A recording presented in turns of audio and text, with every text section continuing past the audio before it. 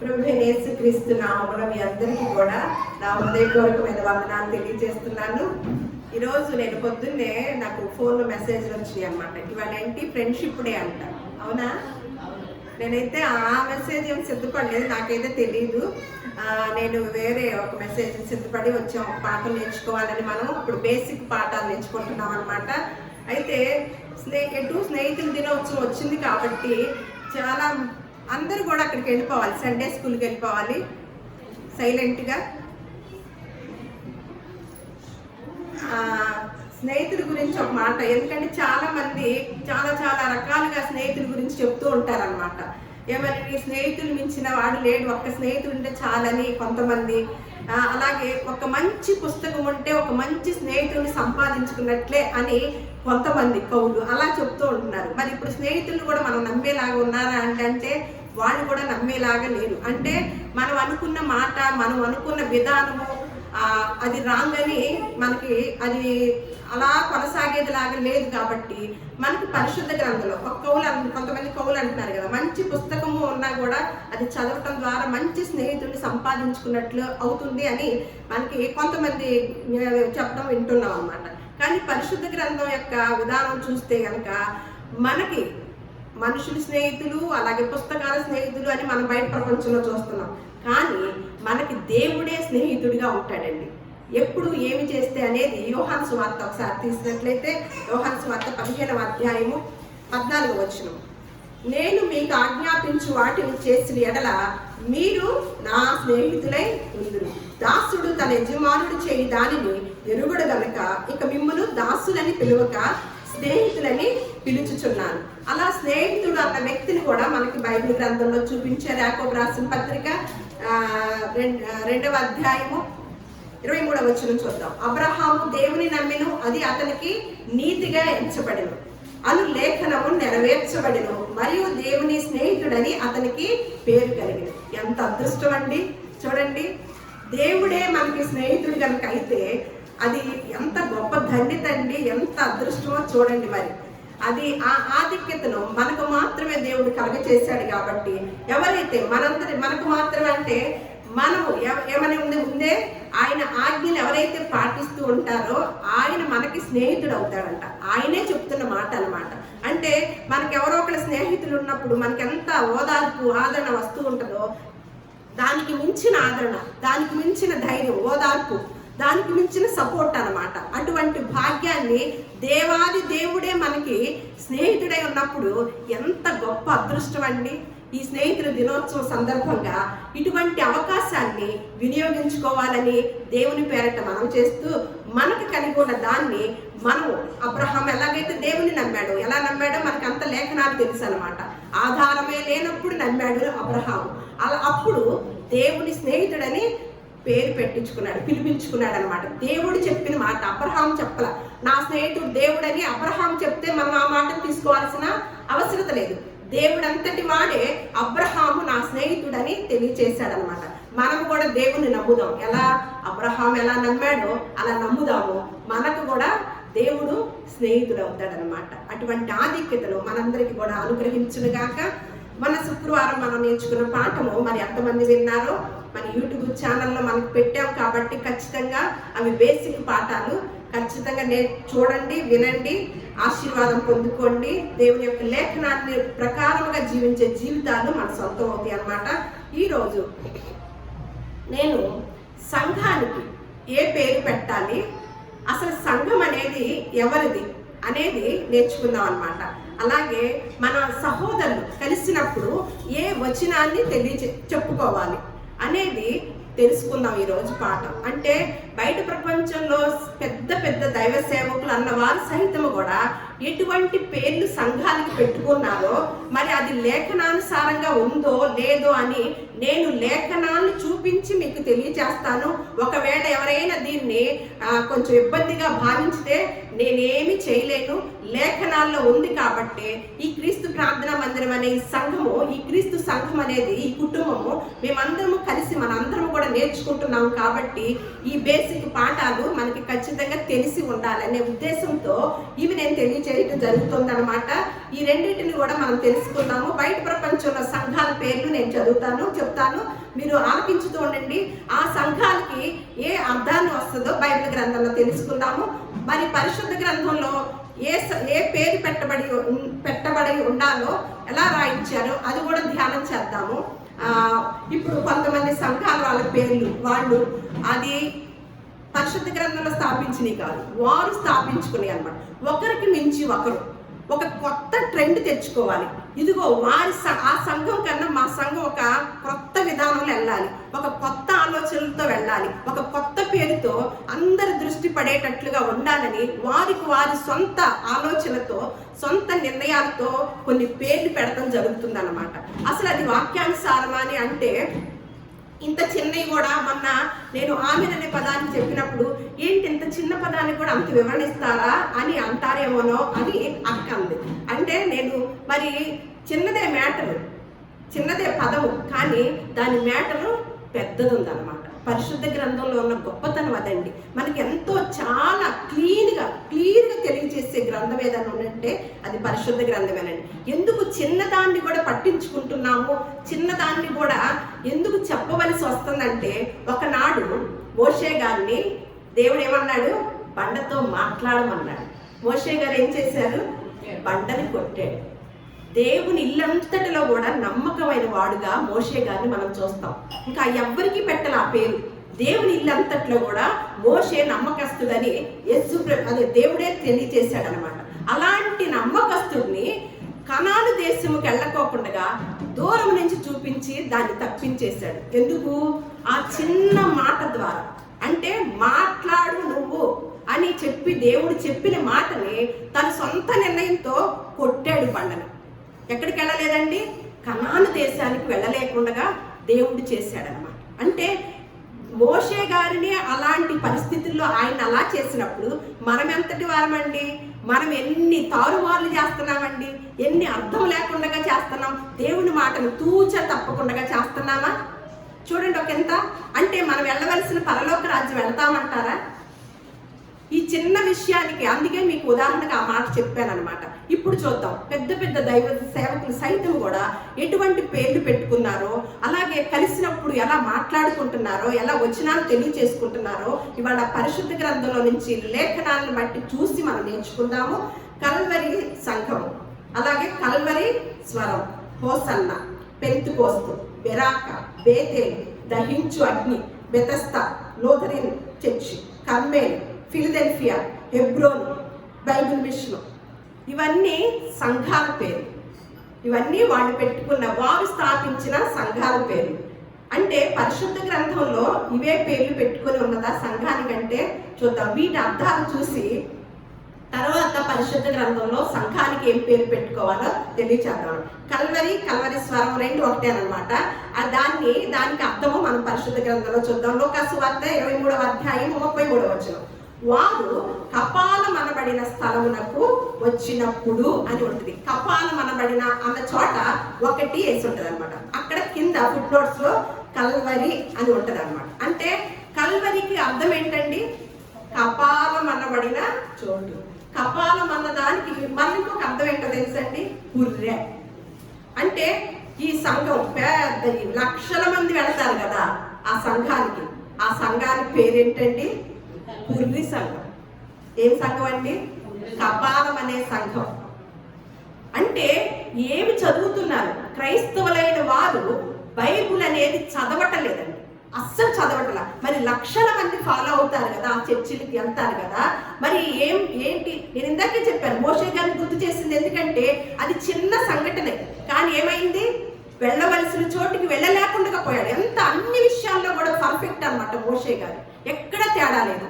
మరి చిన్న మనకి ఎన్ని విషయాల్లో పర్ఫెక్ట్, ఎన్ని తేడాలు ఉంటాయి ఈ సంఘం. అలాగే హోసన్న అంటే మత్తయి సువార్త 21వ అధ్యాయం 9వ వచనం. దావీదు కుమారునికి జయము. జయము అన్న చోట ఒకటి వేసి ఉంటుంది. దాని కింద అర్థం ఉంటుంది. హోసన్నా అంటే హోసన్నా అంటే జయము, అర్థమైందా? పెంతుకోస్తు సంఘం అది అందరికీ తెలిసిందేగా. అపోస్తల కార్యములు 2వ అధ్యాయము 1వ వచనం. పెంతుకోస్తు పండుగ దినమున వచ్చినప్పుడు అని అన్నది అని మనకు లేఖనాలు చదివే ఖాళీ టైం లేదు కాబట్టి, పెంతుకోస్తు అంటే బైబిల్ గ్రంథంలో దేనికి అర్థం అండి? పండుగ అన్నమాట. ఈ పండుగ దినాన్ని దేనికి పెట్టారు పేరు? సంఘానికి పెట్టారు. మళ్ళా బేతేలు, బెరాక ఇవన్నీ పట్టణాలు అన్నమాట. దహించు అగ్ని అది బెతస్తా అంటే యోహాను సువార్త 5వ అధ్యాయం 2వ వచనం. యెరూషలేములో గొర్రెల ద్వారం దగ్గర హెబ్రీ భాషలో బెతస్తా అనబడిన ఒక కోనేరు కలదు. బెతస్తా అంటే ఏంటి? కోనేరు. చూడండి, మనము క్లారిటీగా నేర్చుకుందాం అన్నమాట. ఎవరు విమర్శించడానికి కూడా ఇక్కడ తావు లేకుండా మనం లేఖనాన్ని పరిశోధించుతున్నాం అనమాట. అలాగే కర్మేలు లూథరన్. కర్మేల్ అంటే పర్వతం. ఫిలదెల్ఫియా అంటే ఒక పట్టణం పేరు. ప్రకటన గ్రంథము 3వ అధ్యాయం 7వ వచనం. మరి ప్రకటన గ్రంథంలో 7 సంఘాలు అంటున్నారు కదా, 7 సంఘాలకి చెప్పుతున్న మాటలు అంటున్నారు కదా, మీరేంటి ఆ సంఘాలకు రకరకాల పేర్లు ఉన్నాయి అంటే దాన్ని కూడా వివరంగా చదవలేదండి. ఏమంటున్నాడు? ఫిలదెల్ఫియాలో ఉన్న సంఘపు దూతకు ఇలాగూ రాయుము అంటే తాడిగడపలో ఉన్న సంఘము. ఏంటది? తాడిగడపలో ఉన్న సంఘం అంటాం మన దాన్ని. ఆ ఊరిది ఏంటి? ఆ పట్టణం పేరు ఫిలదెల్ఫియాలో ఉన్న సంఘపు దూతకు ఇలాగూ రాయుము. మళ్ళా హెబ్రోన్ చూడండి. ఆదికాండము 13వ అధ్యాయము 18వ వచనం. ఆదికాండము 13వ అధ్యాయము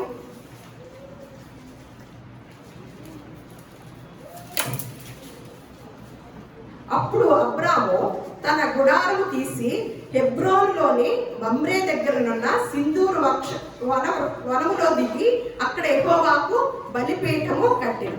హెబ్రోన్ అంటే ఏంటి? హెబ్రోన్ బాగా ఫేమస్ అయినా ఎవరు స్థాపించారు? భక్తి సింగ్ గారేనా అంటారు కదా. హెబ్రోన్ అంటే భక్తి సింగ్ గారు స్థాపించింది. నేను ఇందాకే చెప్పాను, ఇవన్నీ కూడా బైబిల్ గ్రంథంలో వాడు స్థాపించినవి కాదు, వారు స్థాపించుకున్న సంఘాల పేరు. ఇది కూడా చూసామన్నమాట. ఇలా ఉన్నప్పుడు మరి పరిశుద్ధ గ్రంథము ఏం పేరు పెట్టుకోవాలని ఉంది? ఈ సంఘము ఎవరిది అని అంటే, సంఘం అంటే గోడలు కాదోయ్ మనుషులు, దేశం అంటే మట్టి కాదోయ్ మనుషులు, సంఘం అంటే గోడలు, రూములు, చర్చిలు, మహా చర్చిలు కాదు కానీ మనుషులు అన్నమాట. ఆ సంఘానికి ఏ పేరు అనేది ఇక్కడ చూద్దాం. రోమీయులకు రాసిన పత్రిక 16వ అధ్యాయము 16వ వచనం. క్రీస్తు సంఘములన్నీ మీకు వందనములు చెప్పుచున్నవి. ఇక్కడ ఏంటంట? క్రీస్తు సంఘములన్నీ అంటే ప్రపంచంలో ఉన్న సంఘాలన్నీ. ఎక్కడ 2-3 నా నామములు కూడుకుంటారో అక్కడ ఆయన సన్నిధి ఉంటుంది అన్నదిగా. సంఘాలుగా, సమాజములుగా కూడుకున్న చోటు, దానికి ఆ యొక్క చేరుకున్న ఆ విధానానికి క్రీస్తు సంఘం అని పేరు అన్నమాట. క్రీస్తు సంఘాలన్నీ కూడా మీకు వందనములు చెబుతున్నాయి. ఎఫెసీయులకు రాసిన పత్రిక 1వ అధ్యాయం 6వ వచనం. యేసు క్రీస్తు ద్వారా తనకు కుమారులుగా స్వీకరించుటకై మనలను ముందుగా తన కోసము నిర్ణయించుకొని మనము తన ఎదుట పరిశుద్ధులమును నిర్దోషములై ఉండవలనని జగత్తు పునాది వేయబడక మునిపే ప్రేమ చేత ఆయన క్రీస్తులో మనలను ఏర్పరచుకొనెను. కొలస్సీయులకు రాసిన పత్రిక 1వ అధ్యాయము 18వ వచనం. సంఘము అన్న శరీరమునకు ఆయనే శిరస్సు. సంఘం ఎవరు? సంఘానికి శిరస్సు ఎవరు? యేసుక్రీస్తు వారు. సంఘంలో అవయవాలు ఎవరు? సంఘంలో ఉన్న శిరస్సు అయినప్పుడు మిగతా అవయవాలన్నీ ఎవరు? మనమే.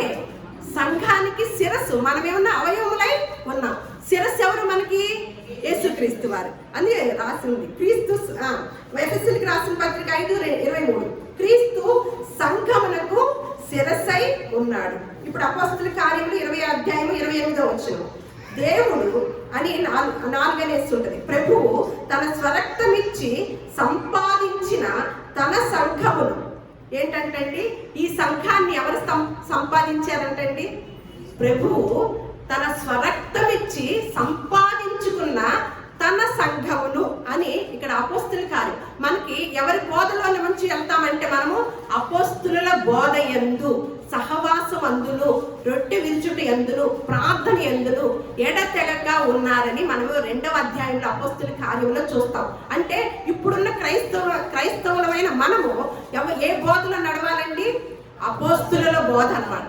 అపోస్తుల బోధలో చెప్తున్న మాట ఏంటంటే, ప్రభువు తన స్వరక్తం ఇచ్చి సంపాదించిన తన సంఘమును. ఇప్పుడు నేను 1 ఎకరం పొలం సంపాదించుకుంటాను. ఎవరి పేరు పెట్టుకుంటానండి? ఊళ్ళో వాళ్ళ పేర్లు పెట్టుకుంటానా? నా పేరు పెట్టుకుంటానా? నేను కష్టపడి సంపాదించి రూపాయి కూడబెట్టుకొని ఒక స్థలమో, ఇల్లు, పొలమో కొనుక్కున్నాను. అప్పుడు ఎవరి పేరు పెట్టుకుంటారండి? మన పేరు పెట్టుకుంటా. ఎవరి పేరు పెట్టమే. మరి ప్రభు అంట తన స్వరక్తం ఇచ్చి సంపాదించుకున్న తన సంఘానికి ఎవరి పేరు పెడుతున్నారండి? పర్వతాల పేర్లు, పట్టణాల పేర్లు, పులిల పేర్లు, ఇవన్నీ పెడతాము. మరి లేఖనానుసారముగా అది కరెక్టా కాదా అనేది మనము లేఖనాలను బట్టి పరిశోధించుతున్నాం అన్నమాట. ఇక్కడ ఎవ్వరు కూడా అభ్యంతరం పడినా, ఏమి అనుకున్నా మనం ఏం అనుకునే పని లేదనమాట. ఏంటంటే మేము ఎవరిని కించపరచడానికి కాదు, లేఖనాల్ని మేము ఈ సంఘమైన, ఈ కుటుంబ సభ్యులమైన మనము పరిశోధించి నేర్చుకుంటున్నాం. కాబట్టి ఎవరినో కించపరచడానికి, ఎవరినో ఇది చేయటానికి మాత్రము కాదు. ప్రతి ఒక్కరూ సహృదయంతో తీసుకొని వారు కూడా బైబిల్ని పరిశోధించి ఎక్కడైనా నేను చెప్పే మాటల్లో తప్పిదం ఉన్నా, తేడా ఉన్నా తప్పకుండా తెలియచేయవలని కోరుచున్నాను అనమాట. అలాగే మన కొలస్సీలకు రాసిన పత్రిక 1వ అధ్యాయం 24లో కూడా సంఘము అను ఆయన శరీరము కొరకు క్రీస్తు పడిన పాటలలో అని. అంటే సంఘం అనే ఈ తన శరీరం, సంఘం ఎవరి శరీరము? క్రీస్తు శరీరం. శిరస్సు ఎవరు? యేసుక్రీస్తు వారు అనమాట. అని తను ఎంతో పాటలు పడి తను సంపాదించుకున్నాడు అనమాట. అలాగే ఎబ్రీయులకు రాసిన పత్రిక 2వ అధ్యాయం 13వ వచనం, ఇదిగో నేను దేవుడు నాకు ఇచ్చిన పిల్లలను అనియు చెప్పుచున్నాడు. ఏంటంట? ఇదిగో నేను నాకిచ్చిన, దేవుడు నాకిచ్చిన పిల్లలను. మళ్ళీ ఎబ్రీ 3:6, అయితే క్రీస్తు కుమారుడై ఉండి ఆయన ఇంటి మీద నమ్మకముగా ఉన్నాడు, ధైర్యమును నిరీక్షణ వలన ఉత్సాహమును తుదమట్టుకు స్థిరముగా చేపట్టిన ఎడల మనమే ఆయన ఇల్లు, మనమే ఆయన ఆస్తి. ఆయన ఆస్తి ఎవరు? ఆయన స్వాస్యము ఎవరండి? మనమేనండి. మన పిల్లలు ఏమంటాము? నా పిల్లలే నాకు ఆస్తులండి. ఎంత మంచి పిల్లలో తెలుసండి. మాకు ఆస్తులు లేకపోయినా పర్వాలేదండి, మా పిల్లలు ఎంత బుద్ధిమంతులోనండి, మాకు కోట్ల ఆస్తి అండి అని మనం తల్లిదండ్రులమే మనం చెప్పుకుంటామా? అలాగే మనమేనంట వారి ఆస్తి, యేసుక్రీస్తు వారు సంపాదించుకున్న ఆస్తి. అలాంటప్పుడు మనం ఎవరి పేరు పెట్టుకోవాలండి? ఆస్తికి ఆయనే అర్హుడు అన్నమాట. అలా చెప్తూ ఎవరికి వారు వెరైటీగా పెట్టుకోవాలి. ఇప్పుడు కొత్త పేరు ఏదో మనం చూశాను ఈ మధ్యలో, అదేదో చర్చ్ అంట, అదేదో పేరు. అసలు చాలా చాలా ఉన్నాయండి సంఘాలు. అలాగే బైబిల్ మిషన్ అంట. ఏం మిషను? ఏం చెప్తున్నారో తెలియట్లేదండి. అది కూడా దేవదాసయ్య గారు చెప్పిన పేరంట. అంటే పరిశుద్ధ గ్రంథంలో చెప్పి పెట్టుకోమా? ఇక్కడ చూడండి, ఈ సంఘాల పేర్లు అయిపోయినాయి కదా. కొన్ని మందిరాల్లో ఏమని అంటారు? మనం ఎదురు పడగానే విశ్వాసులు ఎదురు పడగానే ప్రైజ్ ది లార్డ్ అంటారు. కొంతమంది షాలోమ్ అంటారు, కొంతమంది మరణాత అంటారు. మరణాత బ్రాండ్ ఎవరంటే బైబిల్ మిషన్ వాళ్ళు అనమాట. షాలోమ్ బ్రాండ్ ఎవరు? కలవరి సతీష్ కుమార్ గారు.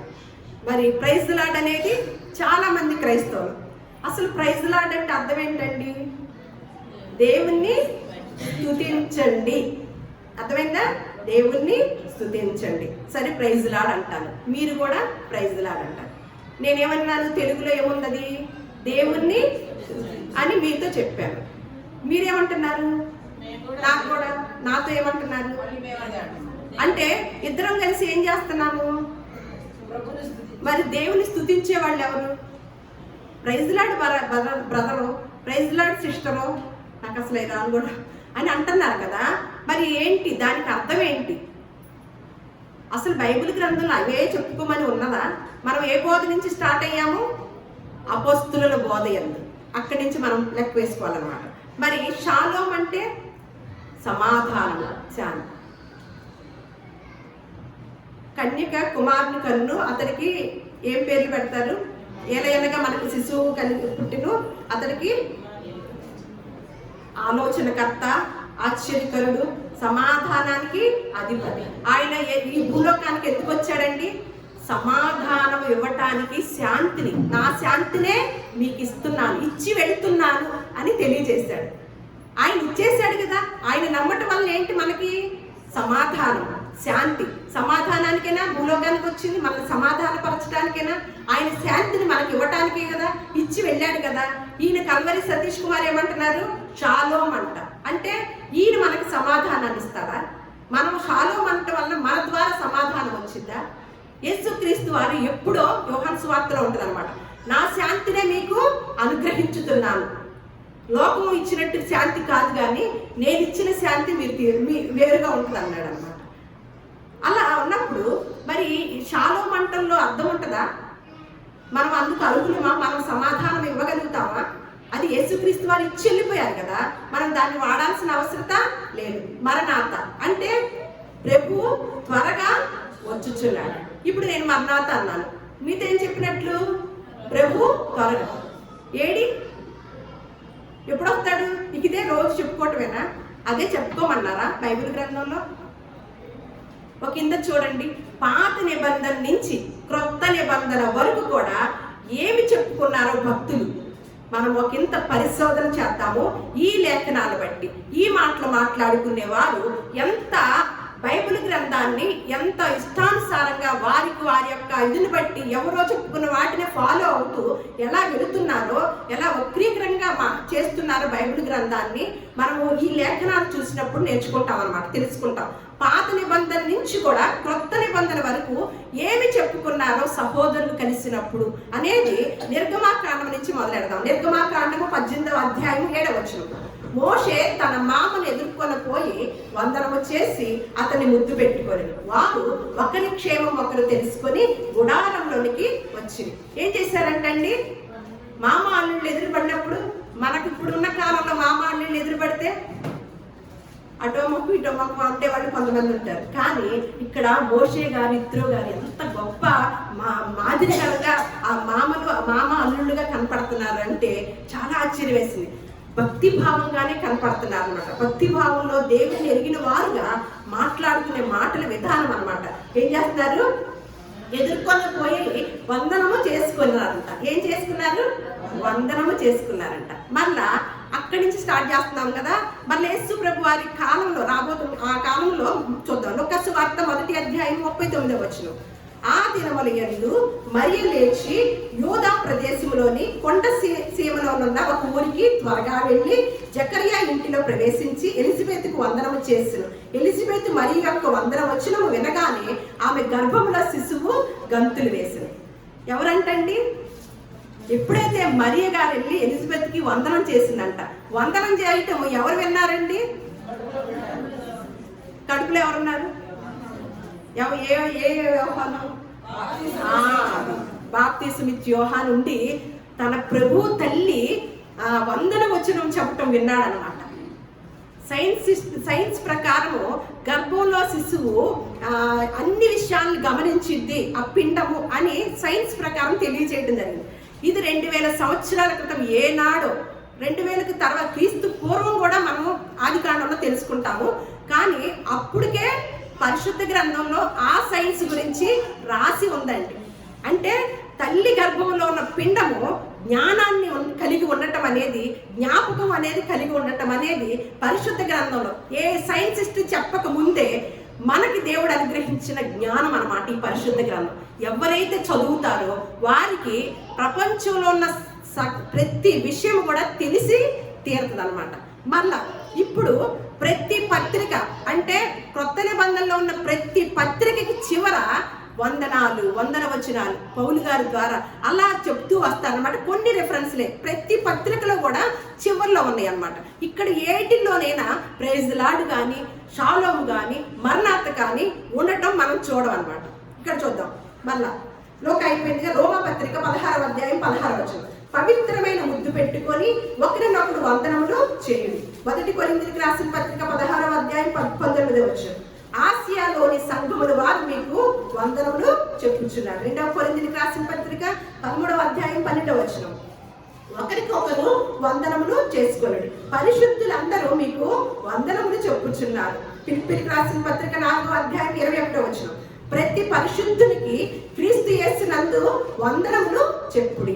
నాతో కూడా ఉన్న సహోదరులందరూ మీకు వందనములు చెప్పుచున్నారు. పరిశుద్ధులందరూ, ముఖ్యముగా కైసరు ఇంటి వారిలో ఉన్న పరిశుద్ధులను మీకు వందనములు చెప్పుచున్నారు. కొలస్సీయులకు రాసిన పత్రిక 1వ అధ్యాయం 18వ వచనం. పౌలను నేను స్వహస్తముతో నా వందనములు రాయించున్నాను.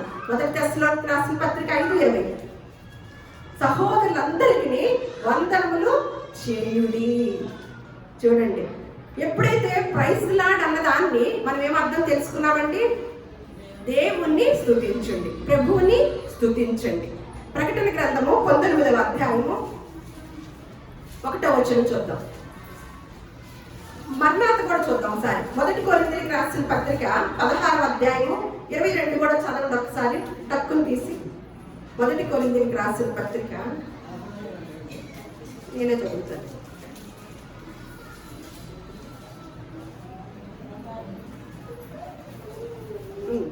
ఎవడైనను ప్రభువును ప్రేమింపకుంటే వాడు శపింపబడును గాక, ప్రభువు వచ్చుచున్నాడు అని ఒకటేసింది అనమాట. దాని కింద ఏముంది?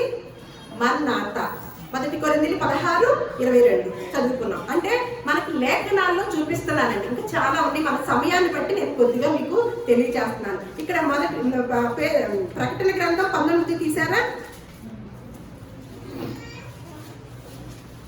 19 చూద్దాం. 1వ వచనం. అటు తర్వాత బహుజనుల శబ్దము వంటి గొప్ప స్వరము పరలోకమందు ఇలాగు చెప్పుగా వింటిని, ప్రభువుని స్తుతించుడి అన్న చోట 2 వేసింది.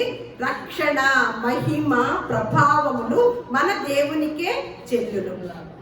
ప్రభువుని స్తుతించుడి అన్న చోట కింద 2 వేసిన చోట హల్లెలూయా అంటే హల్లెలూయా అని సంఘంలో ఉన్న దైవ సేవకులు చెప్పారనుకోండి. దానికి అర్థం ఏమని ఇక్కడ ఇచ్చారు ప్రకటన గ్రంథంలో? మీరే చెప్పాలి. ప్రభువుని ఎవరు స్తుతించుతారు?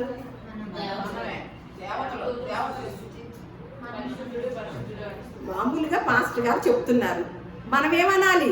దేవతల తర్వాత నిన్నటి పాఠంలో అయిపోయింది. ఇప్పుడు పాస్టర్ గారు హల్లెలూయా అంటున్నారు. హల్లెలూయాకి అర్థం ఏమని ఇక్కడ చూసాం ప్రకటన గ్రంథంలో? ప్రభువుని స్తుతించుడి. మరి ఆ మాట అర్థం వస్తుంది కదా. నేను సరే హల్లెలూయా అనకుండా ప్రభువుని స్తుతించుడి. ఇప్పుడు ఏం చేయాలో చేయండి. అది కూడా అనరేంటి? హల్లెలూయా అనాలా? నేను తెలుగులో చెప్తున్నా మీకు అర్థం అవ్వాలని. నేను ఇప్పుడు ప్రభువుని స్తుతించండి అని చెప్పాను. మీకు ఏం చెప్తారు? అక్కడే ఉంది.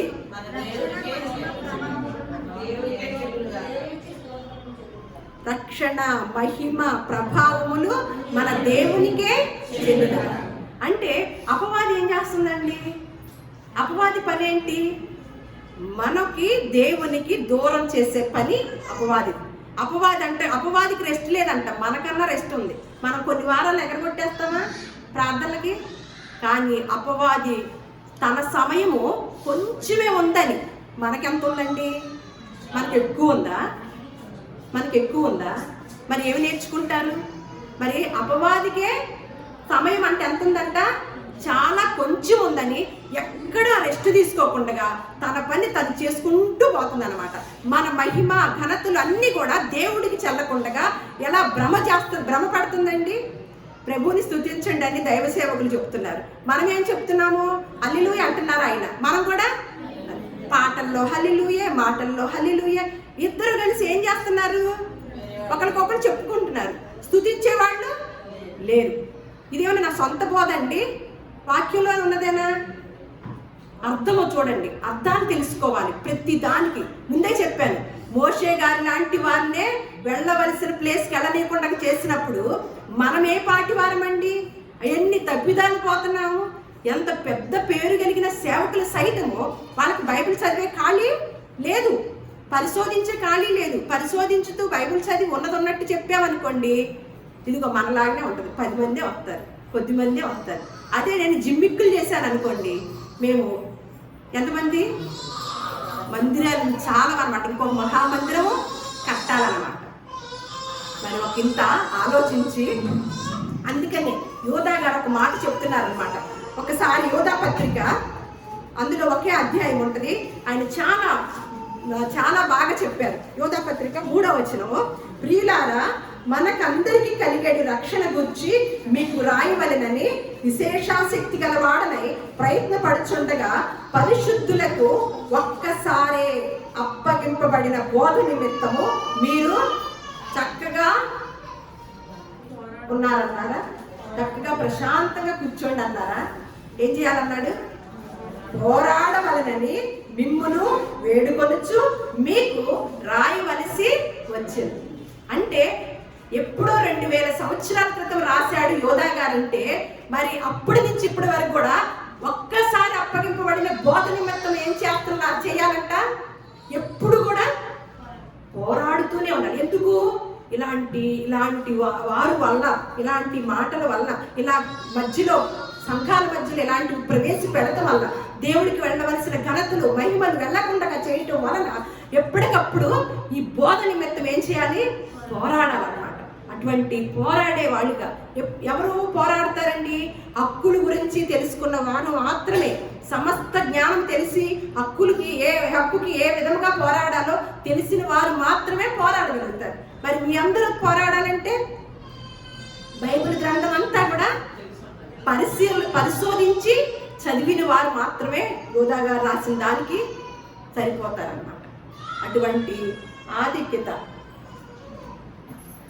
ఇటువంటి జ్ఞానము దేవుడు మనకి నిండుగా అనుగ్రహించును గాక. మనము లేఖనములు అంటే నిత్య జీవం ఉంది కాబట్టి మనకేమనుకుంటామంటే మనం ఇంక వేరే ఆలోచనలో పోతా ఉంటాం. ఎప్పుడైతే మనం లేఖనాలను పరిశోధించకుండగా ఇలా తప్పిదాల్లోకి వెళ్ళిపోతూ ఎవరు ఏదంటే గుడ్డివాడు దగ్గరికి వెళ్ళి దారి చూపించమంటే ఎక్కడ తీసుకెళ్తాడండి? గోతిలోకి తీసుకెళ్తాడు. ఆ గుడ్డివాడిని అడగకూడదు, కళ్ళున్న వాళ్ళని. అందుకనే చెవులున్నవాడు వినుగాక, చెవి గలవాడు వినుగాక. ఏ చెవులు? ఈ చెవులా? కన్నులున్నవాడు చూచునుగాక అంటే ఈ కన్నులా? మనోనేత్రం కావాలి. ఆత్మీయ మాటలు వినగలిగే చెవులు, ఆత్మ సంబంధమైన మాటలు వినగలిగే చెవులు, ఆత్మ జ్ఞానాన్ని వినగలిగే చెవులు కావాలన్నమాట. మరి క్రైస్తవులమైన మనము ఇలాగే ఉంటే కనుక మనము వెళ్ళవలసిన చోటికి చేరలేమన్నమాట. అందుకని దేవుడు మనకి మంచి జ్ఞాన వివేకములు ఇచ్చి బైబిల్ గ్రంథాన్ని పరిశోధించే ఆత్మను అనుగ్రహించునుగాక. దేవుడు మిమ్మల్ని అందరినీ కూడా దీవించునుగాక.